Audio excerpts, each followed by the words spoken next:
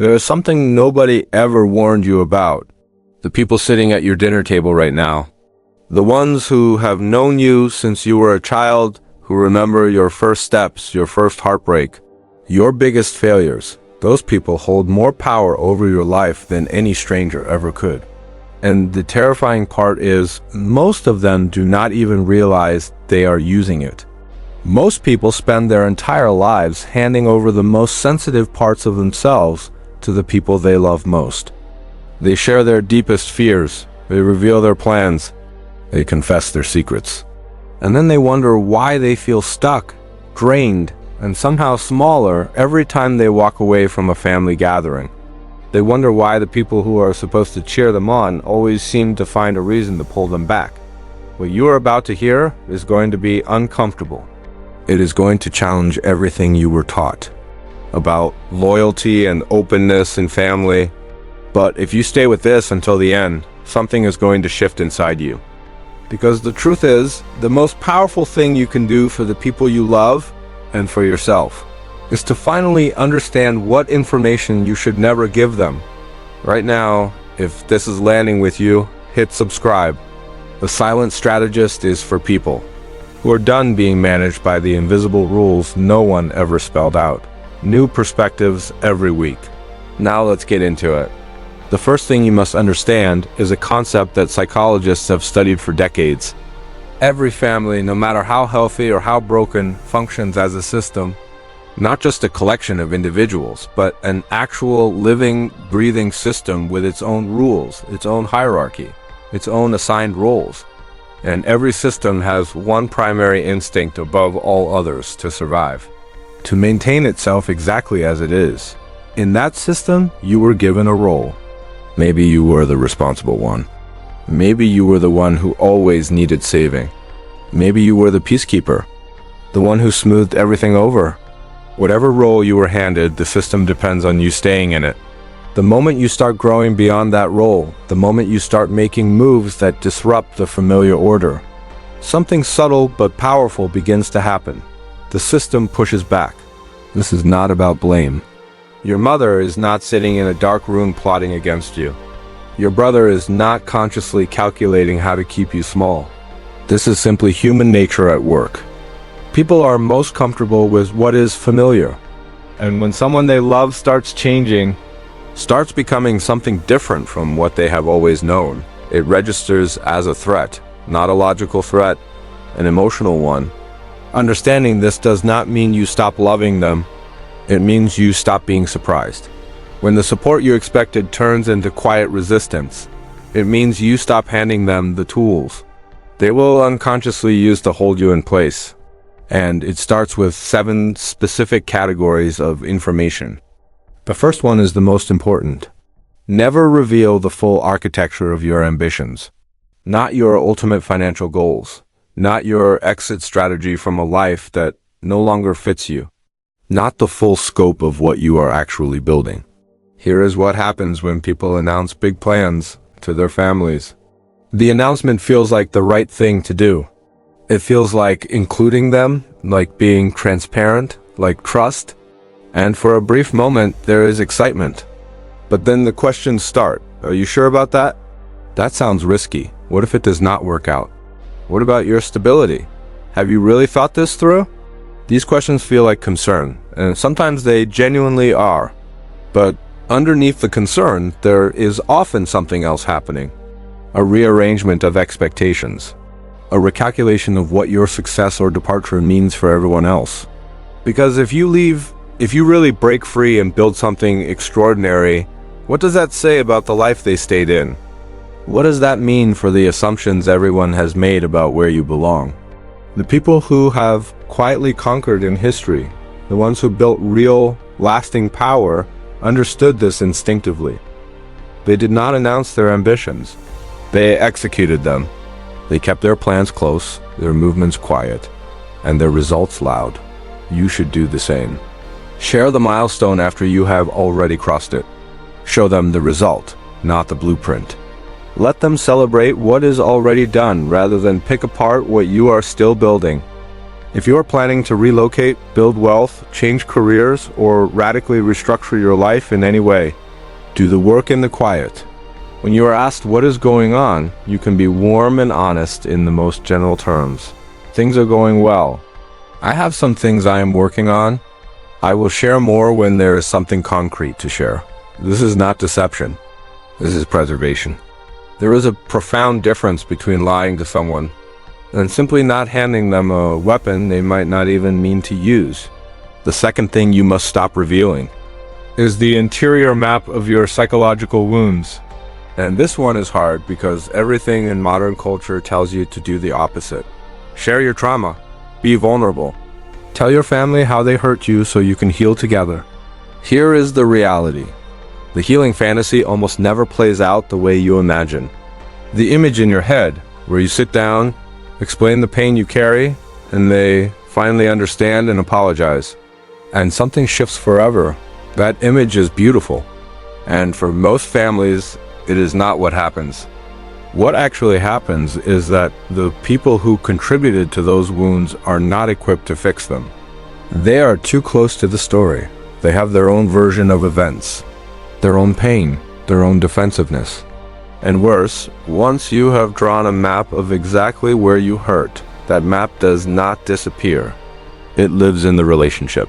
And when conflict arises, as it always does in close families, that map gets used.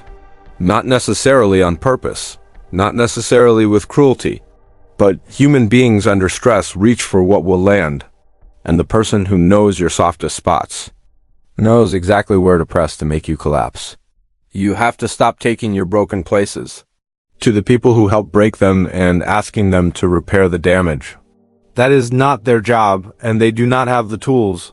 Real healing happens in genuine therapeutic environments, in your own private processing, in the work you do on yourself outside the family dynamic.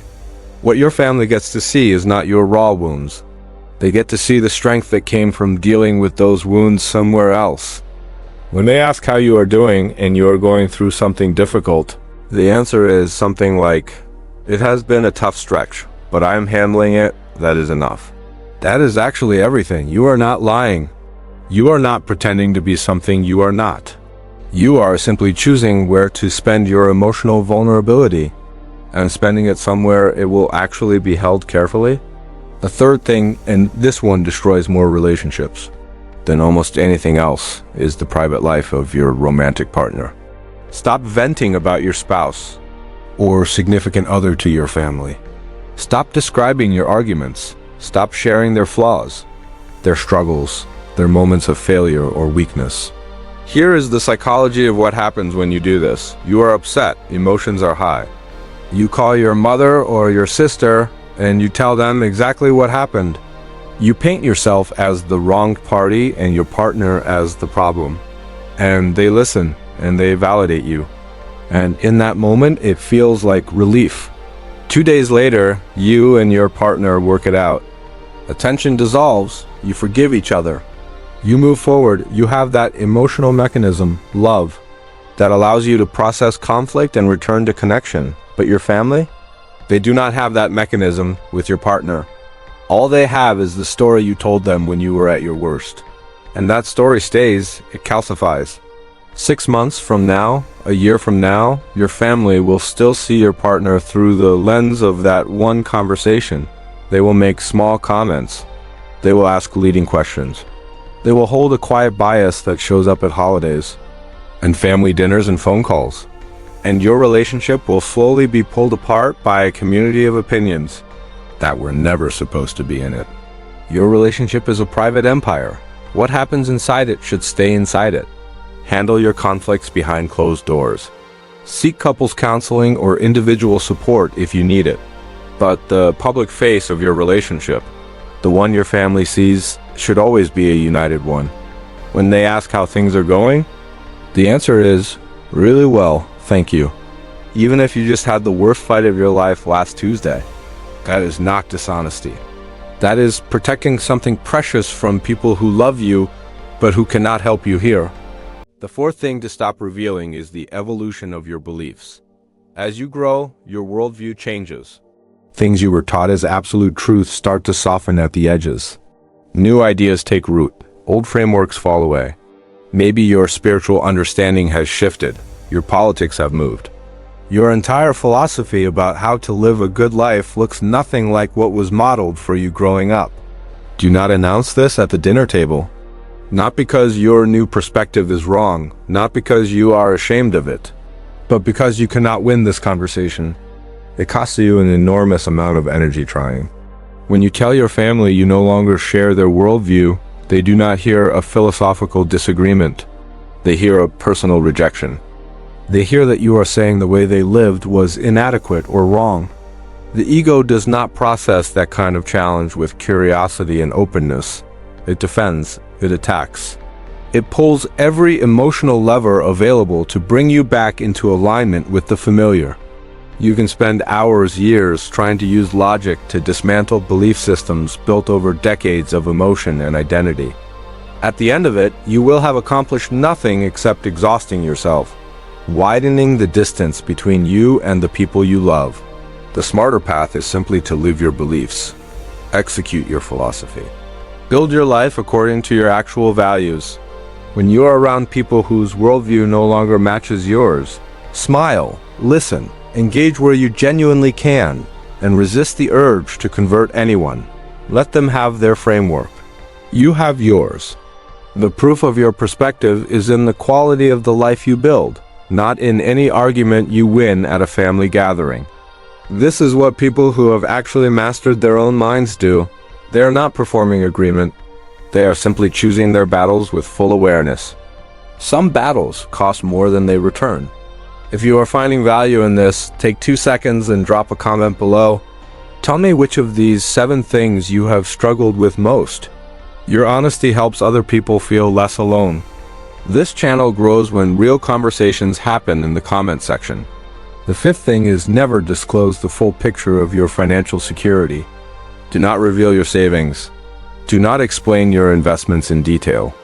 Do not let the people in your family know the exact extent of what you have built or cushioned yourself with. This might feel cold. It might feel like you are hiding something from people you trust. But understanding why this matters has nothing to do with distrust and everything to do with human psychology. How money rewires the dynamic of even the most loving relationships. When the people close to you know that you have resources, it unconsciously changes how they relate to risk and responsibility. It becomes easier for your brother to stay in a situation he should leave because there is a soft landing waiting. It becomes easier for your parents to stretch beyond their means because somewhere in their minds, you are there. And then something interesting happens. When they need help, the requests come in. Usually not as direct asks. Usually as crises, emergencies that need immediate attention. Opportunities that require fast action.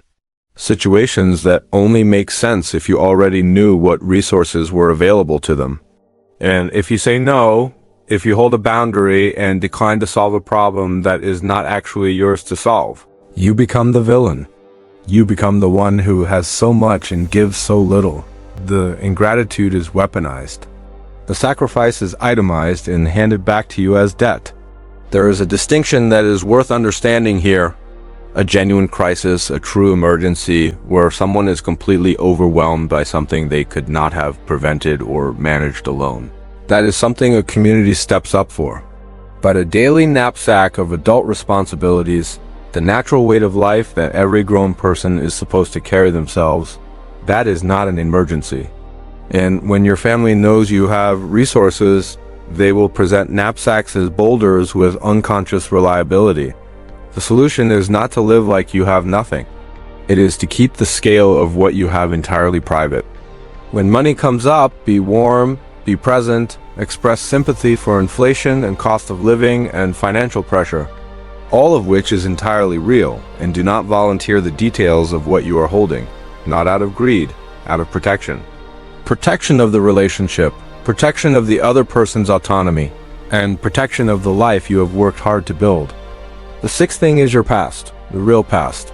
The compromises you made, the ethical lines you crossed, the moments you are not proud of, the things you did when you were navigating difficult circumstances with imperfect tools. The urge to confess, to finally be fully known by the people who have always claimed to love you unconditionally, that urge is deeply human. And it is a trap. Your family holds a version of you that was formed over years of proximity. It is not always accurate, but it is stable. They know roughly who you are, and that knowledge gives the relationship a kind of safety. The moment you inject a piece of genuinely dark or morally complex history into that image, it fractures something that cannot fully be repaired. The human brain is, at its core, a threat detection system. And when someone we love reveals that they have done something that would qualify as predatory, manipulative, or deeply unethical, the brain cannot simply file that information away cleanly. It starts watching. It starts wondering what else might be true. It starts quietly recategorizing who this person actually is. Every future disagreement you have with that family member will carry the shadow of what you confessed. Every success you achieve will prompt a quiet internal question about how you got there. You will have surrendered the moral high ground permanently, and they will use it in moments when they need leverage. Your past is yours. The processing of it, the reckoning with it, the growth that comes from it, that work belongs in a genuinely confidential space with someone professionally equipped to hold it. Your family gets the person you have become, not the full documentary of how you got there. That is not deception. That is the understanding that some information is simply too heavy for certain people to hold responsibly. And the seventh thing, this is the one that requires the most discipline, and honestly, the one that has the most profound effect on your daily peace is never reveal that you see the dynamic. Never let them know that you understand the system they are operating in. As you pay more attention to human behavior, as you start to recognize the patterns in your own family, the guilt trips, the triangulation, the way power gets redistributed during conflict, the roles everyone plays without ever having agreed to play them, you will feel a powerful urge to call it out. To sit someone down and explain, with care and precision, exactly what is happening, to name the patterns. To expose the invisible architecture, do not do it. This is one of the most important things I can tell you. When you reveal your awareness of the system, several things happen simultaneously. First, you lose your tactical advantage. The moment people know you can see what they are doing, they adapt. They find new angles. They become more careful, more covert, more sophisticated. You have essentially handed them a warning and given them time to prepare a countermeasure. Second, and this is the part that catches people completely off guard, you become the problem. When you try to name the dysfunction from inside the system identifies you as the source. The system identifies you as the source of the dysfunction. Suddenly, you are the one who is cold, clinical, paranoid, arrogant. You are the one reading too much into everything. You are the one who has changed, who has grown distant, who is no longer the person they knew. The system does not evaluate your diagnosis on its merits. It survives by rejecting your diagnosis entirely. It survives by redirecting the attention back onto you. The much more powerful position is to see everything clearly and say almost nothing. To recognize the guilt trip for what it is, feel your pulse stay completely even, and respond with warmth and a firm boundary. To watch the manipulation in real time and simply decline to participate without commentary, without a lecture, without making the other person feel exposed or accused. When your mother tries to make you feel responsible for her emotional state, you do not explain the concept of emotional manipulation. You simply say, "I understand you are disappointed and I cannot be there this time. We will find another time to connect." That is a boundary without a lesson. And boundaries without lessons are the ones that actually hold. When you are pulled toward a drama that does not belong to you, a conflict between siblings, a crisis that is being narrated in a way designed to recruit your loyalty, you do not analyze the triangulation out loud. You simply step back. You stay neutral. You let the story collapse without you in the center of it. People who try to drag you in will eventually stop trying if there is nothing to grab onto. The most powerful position you can hold in a complicated family system is the position of the person who cannot be rattled, who shows up, who is present, who is genuinely warm, and who is also completely unmovable, who loves without losing themselves, who participates without being managed.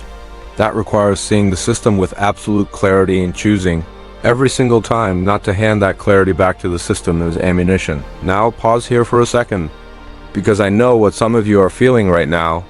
You are feeling something that sits between clarity and grief. Because what this really comes down to is a loss. A loss of the family you believed you had, or hoped you had, or were told you should have. The family that was supposed to be the unconditional safe place. The refuge, the group of people for whom your success was the only thing that mattered. Letting go of that image, even partially, even just enough to see clearly, feels almost like a betrayal. But here's the thing. This way of navigating your family is not about loving them less. It is actually the only way most people can continue loving them at all. Because the alternative, the total openness, the constant vulnerability, the belief that if you just share everything, they will finally understand that path ends in something much harder than strategic privacy. It ends in resentment, so deep you stop wanting to be in the same room with them. It ends in relationships that consume you. It ends in bitterness that you carry into every other part of your life. When you control the flow of information with the people closest to you, something counterintuitive happens. You start to enjoy them more. You can actually be present with them. You can laugh at the dinner table instead of bracing for impact. You can appreciate the history and the love and the real moments of genuine connection that do exist. Because you are no longer drowning in the weight of expectations that should never have existed in the first place. You stop needing them to be something they are not equipped to be. You stop asking them for things they cannot give. And in that acceptance, not the painful, defeated kind, but the clear-eyed, honest kind, you find something that functions like peace. You love the actual humans in front of you rather than mythological versions you were sold. And that is a much more real and sustainable kind of love. The people who figure this out are not cold. They are not calculating in a way that strips them of their humanity. They are simply honest with themselves first, and then with the world about what relationships can actually hold and what they cannot. They build walls not to keep love out, but to keep the kind of chaos out that makes love impossible. You are still here because some part of you recognized something in what we have been talking about today. Some part of you has been trying to name what you have been experiencing in your own family for a long time. Take that recognition seriously. It is information. It is pointing you somewhere important. If this hits somewhere real, share this video with someone who needs it. Not to start an argument, not to make a point, just because sometimes the most generous thing you can do for another person is put the right words in front of them at the right time. And if you are not subscribed yet to The Silent Strategist, now is a good time. Every week we go deeper into the dynamics that shape your life, the ones most people spend their entire lives never naming. The question worth sitting with as you move through the rest of your day is this one. If you genuinely had to build walls this deliberate just to navigate the people who are supposed to love you most, what does that tell you about the assumptions you have been carrying? Not about them, about you. About what you deserve from the relationships in your life. About what you have been settling for in the name of keeping the peace. About what becomes possible for you when you finally stop asking your bloodline to give you something they simply do not have to offer. The exit from the cage does not have to be dramatic. It does not require a confrontation or a goodbye, or a formal announcement. It is quieter than that. It is a decision made privately. To stop organizing your life around the need for their approval. To stop shrinking your ambitions to fit inside their comfort zone. To stop confusing proximity with safety. By the time they notice you have changed, you are already somewhere else. And from that distance, not the distance of coldness, but the distance of clarity, you might find that you can finally look at them with something approaching real, uncomplicated love. That is all this has ever been about.